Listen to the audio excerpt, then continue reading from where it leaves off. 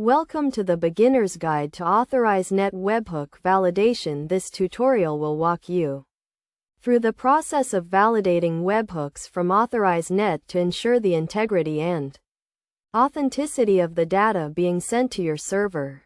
First, it is essential to understand what webhooks are and how they work. Authorize Net uses webhooks to send notifications to your server when a specific event occurs, such as a payment being made or a subscription being updated. These notifications are sent in the form of an HTTP post request to a URL that you specify.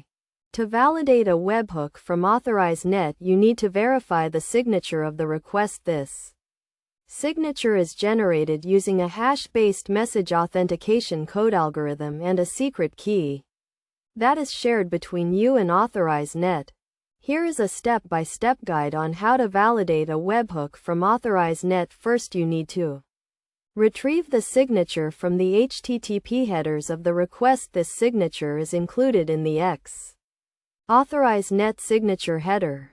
Next, you need to retrieve the payload of the request. This is the data that is being sent to your server and is included in the body of the HTTP request.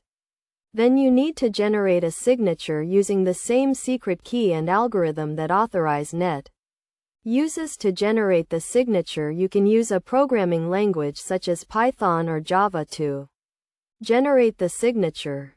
Finally, you need to compare the generated signature with the signature included in the HTTP headers.